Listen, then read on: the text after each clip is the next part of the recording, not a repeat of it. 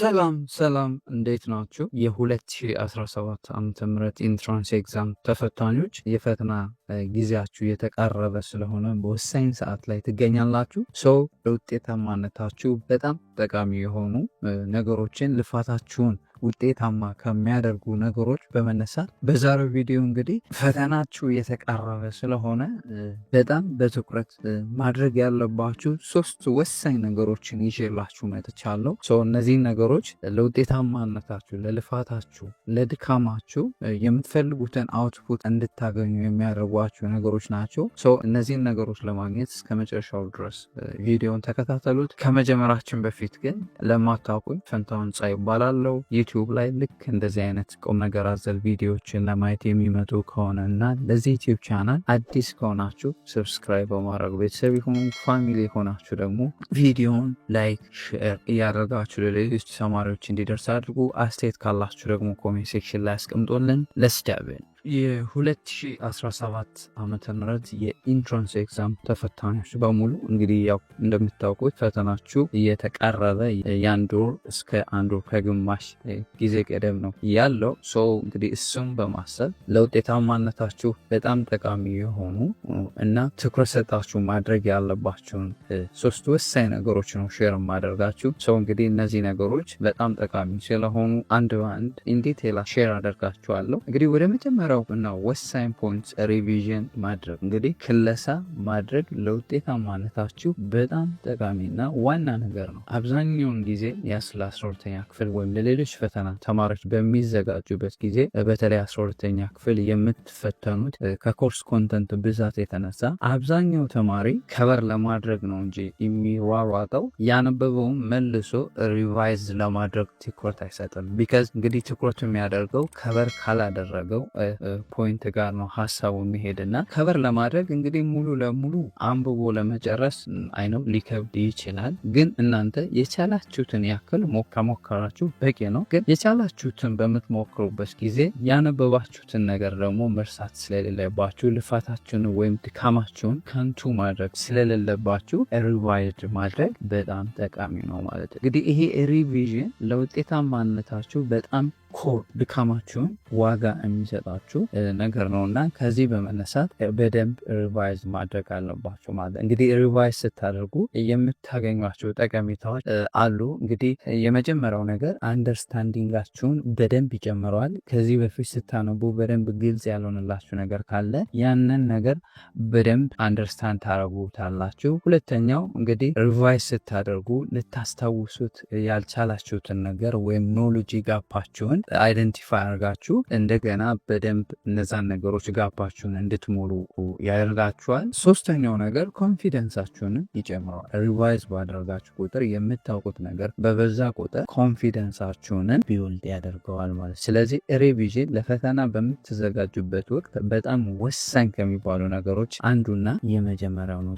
ስለዚህ ከበር ለማድረግ ያልጨረሳችሁትን ነገር ኮንተንት ለማንበብ ከመሮጥ ይልቅ እስካሁን ድረስ ያነበባችሁትን ተረጋግታችሁ ሪቫይዝድ ብታደርጉ ለውጤታማነታችሁ ትልቅ አስተዋጽኦ ይኖረዋል።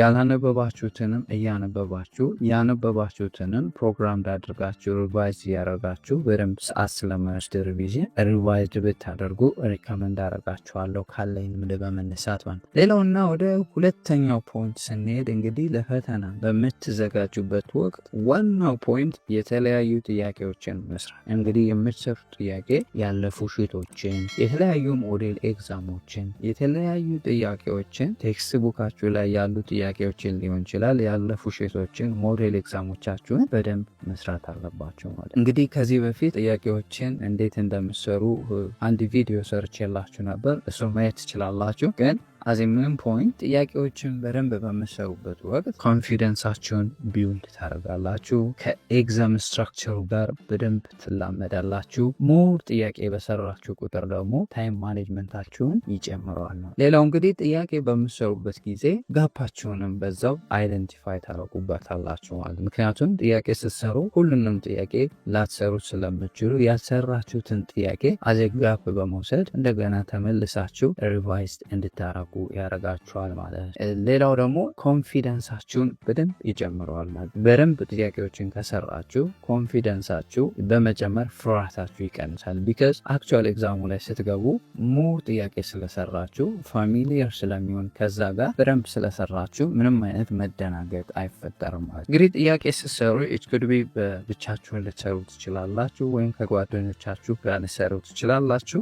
እንግዲህ ከጓደኞቻችሁ ጋር ስትሰሩ ግን አንድ መጠንቀቅ ያለባችሁ ነገር ብዙ ጊዜ ተማሪዎች ሲሰባሰቡ ከሚሰሩት አብረው ከሚያጠኑት ታይም ይልቅ የሚያወሩት ሰዓት ሊበዛ ይችላል እና እዚህ ላይ ትንሽ ጥንቃቄ ማድረግ አለባችሁ ማለት ነው። ሌላውና እንግዲህ ሶስተኛው ነገር ፈተና ሲደርስ ማድረግ የሌለባችሁ ነገር እራሳችሁን ማስጨነቅ። እንግዲህ ፈተና ሲደርስ አብዛኛው ተማሪ ከበር ያላደርገውም ከበር ለማድረግ ፈተና ደረሰብኝ እኮ እንደዚህ ሆንኩ እኮ እንደዚህ ማድረግ ነበረብኝ አወይ ጊዜው ደረሰ ምናምን እያለ ብዙ ነገር ይጨናነቃል።